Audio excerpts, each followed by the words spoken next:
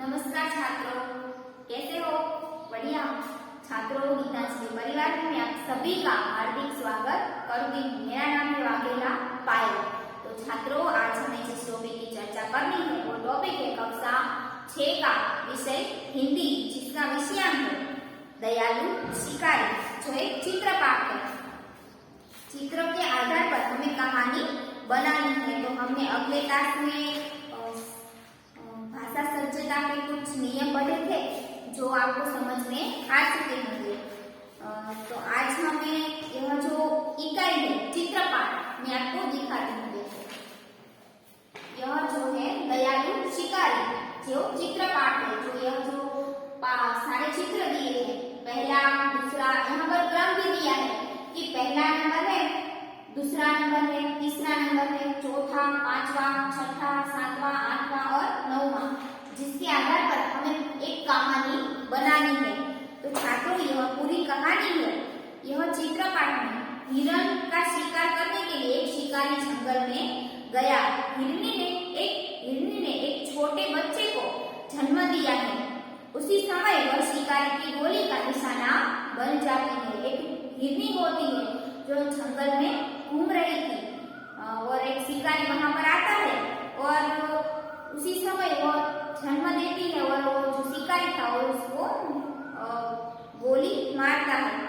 शिकारी हिरनी के पास आता है, देखता है कि गोली जो थी वो टांग पर लगी थी।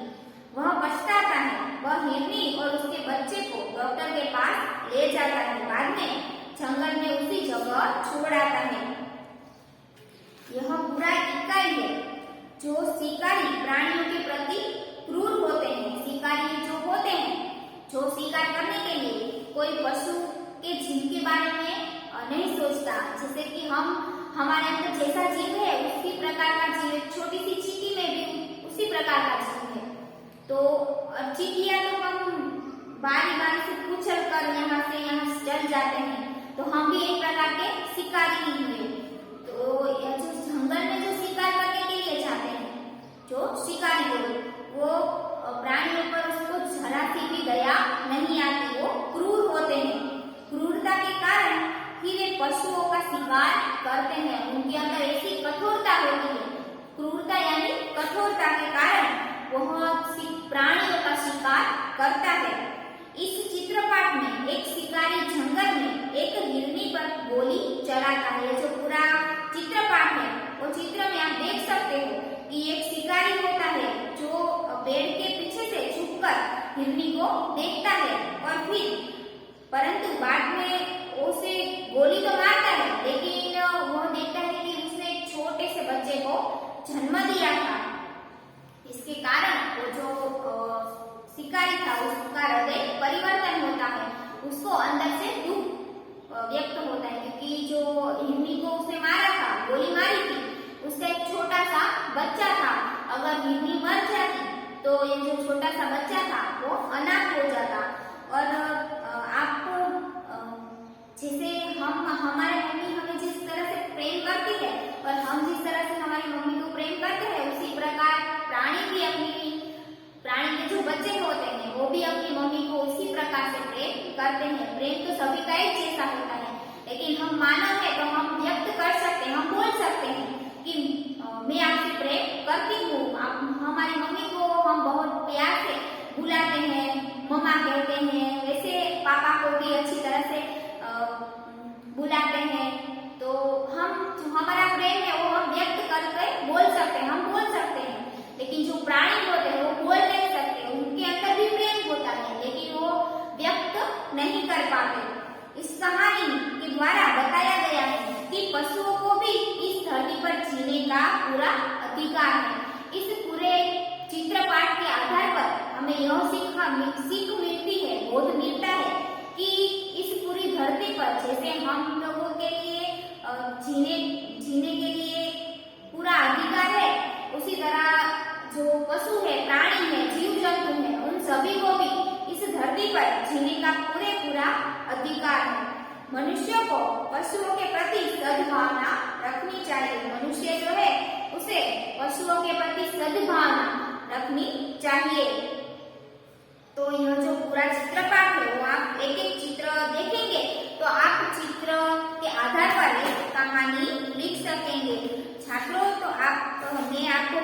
कहानी बताती हूँ। आप वीडियो पुश करके यह कहानी मैं आपको बताऊँ, वो आप लिखती जाना, ठीक है। बाद में मैं आपको एक दूसरी भी कहानी सुनाऊंगी जो आपको बहुत ही पसंद आएगी। एक शिकारी था। एक दिन उसे हिरनी का मांस खाने की इच्छा हुई। एक शिकारी था जिसको हिरनी का मांस खाने की इच्छा हुई। वह बंदूक लेकर जंगल की ओर चल पड़ा। एक शिकारी था, उसको मांस खाना था, तो वो एक बंदूक अपने कंधे पर लेकर वो जंगल में निकल पड़ता है। जंगल में शिकारी ने एक मोटी ताजी हिरनी देखी। जंगल में शिकारी जो था वो जंगल में जाता है, तो वहां पर एक हिरनी उसे दिखती है जो बहुत ही मोटी और ताजी लगी, क्योंकि उसे तो मांस खाना था। इसके कारण वो तो इस हिरनी को देखकर वो ललचा जाता है। वह दूर से दौड़ती हुई उसकी तरफ ही आ रही थी। वो हिरनी थी, वो दौड़कर उसकी तरफ आ रही थी। शिकारी एक पेड़ के पीछे छिप गया और हिरनी की ओर निशाना साधा। हिरनी जो थी वो दौड़कर उसी तरफ आ रही थी, उसकी ही तरफ आ रही थी। तो शिकारी था, वो छुपके से एक पेड़ के पीछे छुप जाता है। आप चित्र में देख सकते हो कि पहला जो चित्र है उसमें एक हिरनी दौड़कर आ रही है, और दूसरे चित्र में जो शिकारी था वो एक पेड़ के पीछे छुपा हुआ है, और हिरनी जो है वो भागती है। और तीसरे चित्र में आप देख सकते हो वो जो शिकारी था वो उस हिरनी पर अपना निशाना, अपनी बंदूक का निशाना उस हिरनी पर ताकता है। शिकारी ने निशाना साधा था उस हिरनी पर, तो वो हिरनी को गोली मारता है, और गोली की आवाज सुनकर जो सारा जंगल था वो तो एकदम शांत होता है। तो जंगल में यह गोली की आवाज सुनकर सभी जो हिरन थे वो इधर उधर भागने लगते हैं। शिकारी हिरनी के पास गया। शिकारी जो था उसने गोली मारी, तो गोली की आवाज सुनकर सभी जो हिरन थे वो जंगल में गोली की आवाज सुनकर सभी हिरन इधर उधर भागने लगते हैं। और शिकारी जो था वो उस हिरनी के पास जाता है। उसने देखा कि हिरनी के एक छोटे शावक को जन्म दिया है। यह जो हिरनी थी उसके पास वो शिकारी जाता है, तो उसे वहां पर देखता है, तो वहां पर क्या होता है, वो जो हिरनी थी वो पड़ी थी, और उसने एक छोटे से शावक को यानी छोटे से बच्चे को जन्म दिया था। और जो शिकारी था, शिकारी की गोली उसके टांग पर, शिकारी की जो गोली थी वो उसकी टांग पर लगी थी। हिरनी की आंखों में आंसू बह रहे थे। हिरनी की जो आंखें थी उसमें आंसू बह रहे थे। उसे क्यों आंसू बह रहे थे आप सोच सकते हो? क्योंकि हिरनी को मरने के लिए वो उसके आंसू नहीं बह रहे थे कि मैं मर जाऊंगी, लेकिन उसके आंसू इस कारण बह रहे थे कि उसका जो छोटा सा बच्चा जिसको मैंने अभी जन्म दिया है वो माँ के बिना कैसे जिएगा, किस तरह से वो अपना जीवन जिएगा। और जंगल में तो हम जानते हैं कि कई सारे शिकारी प्राणी भी रहते हैं जो छोटे छोटे प्राणियों का शिकार कर अपना जो जीवन वो गुजारते हैं, जैसे कि सिंह, बाघ, चीते, जो ऐसे छोटे छोटे जो हिरन को खा जाता है। तो यह जो हिरन थी वो रो रही थी, तो उसने देखा कि उसकी आंखों, शिकारी ने देखा कि यह जो हिरन थी उसके पांव पर, उसकी टांग पर गोली लगी थी और हिरनी की आंखों से आंसू बह रहे थे। यह दृश्य देखकर शिकारी का दिल भर जाता है। यह दृश्य जब देखता है शिकारी तो उसकी आंखें, उसका दिल जो है वो भर जाता है, यानी कि वो उसे बहुत ही दुख होता है कि मैंने गोली मारी थी तो ऐसी हिरन को जिसने अभी एक छोटे से बच्चे को जन्म दिया है। उसे बहुत पछतावा होता है। यह जो शिकारी था उसे बहुत ही पछतावा होता है। जंगल से कुछ दूरी पर ही पशुओं के इलाज के लिए एक अस्पताल था। आप चित्र में देख सकते हो। चौथे चित्र में गोली लगती है तो जो गोली की आवाज सुनकर सभी हिरन इधर उधर भागने लगते हैं। और पांचवें चित्र में यह बताया है कि यह जो हिरन थी छोटे से बच्चे को उसने जन्म दिया है और उसके पांव पर गोली लगी है और वहां पर कई सारा उसके पांव पर गोली लगने के कारण बहुत सारा खून बह रहा है और वो जो सिपाही है वो छठवें चित्र में हिरण के पास आता है और उसका दिल भर जाता है, उसे बहुत ही पछतावा होता है, दुख होता है, पश्चाताप होता है। इसके कारण उस हिरण को अपनी गोद में उठाकर वो जंगल के पास वहां पर एक अस्पताल था जो जहाँ पर पशुओं को रखा जाता था, उसका इलाज होता था। तो उस अस्पताल में यह जो शिकारी था उस हिरण को अपनी गोद में उठाकर वहां पर ले जाता है और आखिरी चित्र में आप देख सकते हो कि यह जो सिपाही है उसने उस हिरण की अच्छे से मरम्मत करवाई, उसकी टांग को पर जो गोली लगी थी वो निकलवा कर दवा लगवा कर मरम्मत करवा कर वहां पर वो उसे फिर से गोद में उठाकर वो जो जहाँ पर हिरनी बैठी थी वहां पर वापस रखने के लिए आता है। फिर जंगल में वो जो हिरनी थी वो उसका छोटा सा बच्चा वो अच्छी तरह से रहता है। इलाज में हिरनी को आराम मिला, इलाज से हिरनी को आराम मिलता है और शिकारी हिरनी के बच्चे और उसको जंगल में छोड़ आता है। तो छात्रों, यह कहानी थी दयालु शिकारी की। कि शिकारी जो था वो बहुत ही दयालु था और उसने हिरनी को गोली तो मारी लेकिन उसके छोटे से बच्चे को देखकर और उसकी आंखों में जो आंसू बह रहे थे वो देखकर उसका दिल भर जाता है और उसे अस्पताल ले जाकर उसकी अच्छी तरह से इलाज करवाता है और फिर उस बच्चे और हिरण को उसी जंगल में छोड़ आता है और उसका हृदय परिवर्तन हो जाता है। तो यह था दयालु शिकारी। यह पूरा चित्रपाठ है जिसमें आपको कहानी लिखनी है और प्रश्न पूछे जाए तो चित्रपाठ के आधार पर आपको प्रश्न के उत्तर भी लिखने होंगे। इस चित्रपाठ में किस पशु की बात की गई है, ऐसा प्रश्न आपको पूछा जाए तो आप क्या लिखोगे? हिरनी की बात की गई है। और आपको ऐसा प्रश्न पूछा जाए कि आपने किन किन पशुओं को देखा है, आपने किन किन पशुओं को देखा है, तो आपने खुद ने किन किन पशुओं को देखा उसके बारे में आपको लिखना होगा। जैसे कि आपने कैसे कैसे पशु को देखे होंगे कि गाय है, बैल है जो हमारे गांव में घूमते हैं, गाय, बैल, भैंस, बकरी, घोड़ा, हाथी, कुत्ता, बंदर, बिल्ली, ऊंट और गधा जैसे पशु हमने देखे हैं। आपको ऐसा प्रश्न पूछा जाए तो आपने जो पशु देखे हैं वो उसके बारे में आपको लिखना है। और आगे का प्रश्न है कि जंगल में कौन कौन से जानवर देखने को मिलते हैं। तो आप जंगल में जाओगे तो आपको कौन कौन से जानवर देखने को मिलेंगे? तो जंगल में आपको शेर मिलेगा, बाघ मिलेगा, हिरण, भालू, चीता, लोमड़ी, सियार, खरगोश, बंदर आदि जानवर आपको जंगल में देखने को मिलेंगे। आप जब जंगल में जाओगे, अकेले जाओगे? नहीं जाओगे, अकेले नहीं जाना। अभी हम प्राणी संग्रहालय में जाएंगे ना तो भी हमें ऐसे सभी पशु हमें दिखने को मिलेंगे। आप प्राणी संग्रहालय में तो गए ही होंगे तो वहां पर आपने सारे शेर, बाघ, हाथी, हिरण, भालू, लोमड़ी, सियार, खरगोश, बंदर आदि जानवर आपने वहां पर देखे होंगे। तो चित्रपाठ के आधार पर शब्दों की सूची बनाए, ऐसा प्रश्न आपको पूछा जाए तो शिकारी कौन कौन से शब्द यहाँ पर आए हमारे?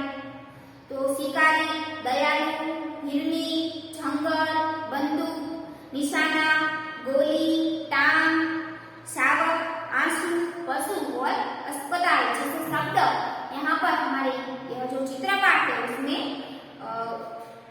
आए थे।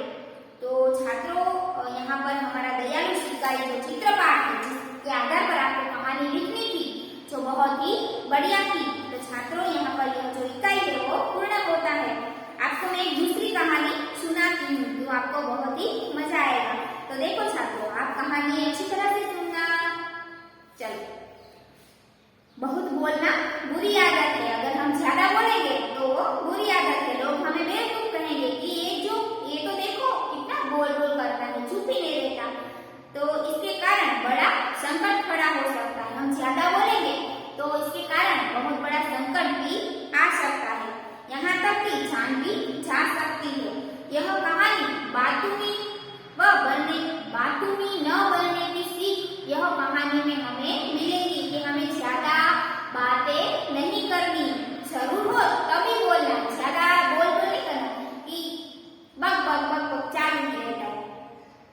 तो सुनो एक कहानी। एक तालाब था, उसमें एक कछुआ रहता था। एक बहुत बड़ा सा तालाब था, उसमें एक कछुआ रहता। वह बहुत बातूनी था। वो जो कछुआ था वो बहुत ही बातूनी था। कोई भी आए तो उसके साथ बात करने लगे तो बोल ही बोल ज्यादा देर बात ही करता ही रहता। वहीं दो हंस भी रहते, वहीं पर दो हंस भी रहते, वे उसके अच्छे मित्र बन गए थे। वहां पर दो हंस रहते जो उसके अच्छे से सारे अच्छे मित्र बन चुके थे। एक साल वहां बरसात बहुत कम होती है। एक साल ऐसा होता है कि वहां पर बरसात नहीं होती है, लेकिन थोड़ी कम होती है। तालाब का पानी सूखने लगा, बारिश नहीं हुई थी तो तालाब का जो पानी था वो सूखने लगा था। हंसों ने कछुए के साथ दूसरे तालाब पर जाने का निश्चय किया। हंस जो थे वो पानी में मछलियों का शिकार करते हैं, तो इसके कारण मछलियों तालाब में पानी नहीं होगा तो मछलियां भी नहीं होंगी। तो ये जो हंस थे वो और कछुआ ऐसा विचार करते हैं, सोचते हैं कि हम दूसरे तालाब पर जाएंगे। एक लकड़ी ले आए और उसका एक एक सिरा अपनी चोंच में पकड़ लिया।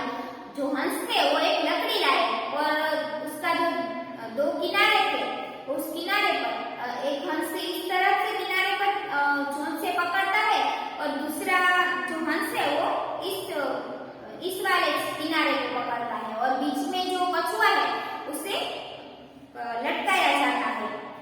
आपने यह कहानी सुनी ही होगी। बीच का भाग कछुए और उसका एक कछुए ने अपने मुंह में पकड़ लिया। बीच का जो भाग था वहां पर कछुआ अपने मुंह से पकड़ लेता है।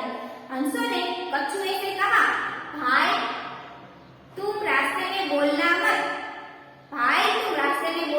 क्योंकि हंस जो थे उसके मित्र थे तो उसको पता था कि कछुआ है उसका जो स्वभाव है वो बातूनी है, वो चुप नहीं रह सकता। तो वो कहते हैं कि भाई तुम रास्ते में मत बोलना, बोलोगे तो लकड़ी मुंह से छूट जाएगी और तुम नीचे गिर जाओगे।